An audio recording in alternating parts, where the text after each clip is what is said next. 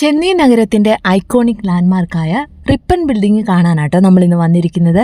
നമ്മുടെ Chennai central railway സ്റ്റേഷന് തൊട്ടടുത്താണ് ഈ ബിൽഡിംഗ് സ്ഥിതി ചെയ്യുന്നത്. ഗ്രേറ്റർ ചെന്നൈ കോർപ്പറേഷൻ്റെ അഡ്മിനിസ്ട്രേറ്റീവ് ഹെഡ്ക്വാർട്ടേഴ്സാണ് റിപ്പൺ ബിൽഡിംഗ്. നിങ്ങൾക്കറിയാമോ, ലോകത്തിലെ ഏറ്റവും പഴക്കം ചെന്ന രണ്ടാമത്തെ കോർപ്പറേഷനാണ് ചെന്നൈ കോർപ്പറേഷൻ. 1688 ചെന്നൈ കോർപ്പറേഷൻ സ്ഥാപിതമായത്.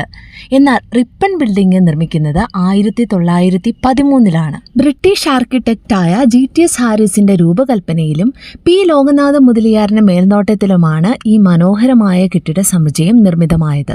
ചെന്നൈയിലുള്ളവരാണെങ്കിൽ നിങ്ങൾ ശ്രദ്ധിച്ചിട്ടുണ്ടാവും, ചെന്നൈയിൽ ബ്രിട്ടീഷുകാരുടെ കാലഘട്ടത്തിൽ നിർമ്മിച്ച മറ്റ് ബിൽഡിങ്ങുകൾക്കെല്ലാം ചുവപ്പ് നിറമാണ്. അവയെല്ലാം ഇൻഡോ സാസനിക് ആർക്കിടെക്ചർ സ്റ്റൈലിലാണ് നിർമ്മിച്ചിട്ടുള്ളത്. എന്നാൽ റിപ്പൺ ബിൽഡിംഗ് നിർമ്മിച്ചിട്ടുള്ളത് നിയോ ക്ലാസിക്കൽ സ്റ്റൈലിലാണ്.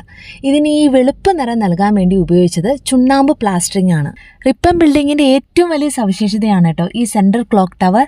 വർഷങ്ങൾ ഇത്ര കഴിഞ്ഞിട്ടും ഈ വെസ്റ്റ്മിനിസ്റ്റർ ചൈമിംഗ് ക്ലോക്ക് ഓരോ മണിക്കൂറിലും മണികളടിച്ച് ഈ നഗരത്തെ സമയം അറിയിക്കുന്നു.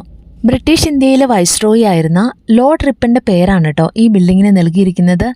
ഇന്നും ഈ പേര് മാറ്റാതെ തുടരുന്നതിന് കാരണം അദ്ദേഹമായിരുന്നു ബ്രിട്ടീഷ് ഇന്ത്യയിലെ ലോക്കൽ സെൽഫ് ഗവൺമെൻറ്റിൻ്റെ പിതാവ്.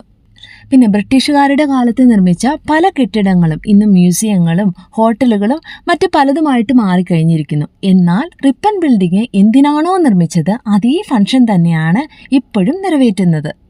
ചെന്നൈ നഗരത്തിൻ്റെ മുഖമുദ്രയായ ഈ റിപ്പൺ ബിൽഡിംഗ് നിങ്ങൾ സന്ദർശിക്കാൻ ആഗ്രഹിക്കുന്നുണ്ടെങ്കിൽ നിങ്ങൾക്ക് ചെന്നൈ കോർപ്പറേഷൻ്റെ വെബ്സൈറ്റ് വഴി ബുക്ക് ചെയ്യാവുന്നതാണ് കേട്ടോ. ശനി, ഞായർ, ചൊവ്വ, വ്യാഴം ദിവസങ്ങളിൽ രാവിലെ 8 മുതൽ 9 മണി വരെയാണ് കേട്ടോ ഈ ഹെറിറ്റേജ് വോക്ക് സംഘടിപ്പിച്ചിരിക്കുന്നത്.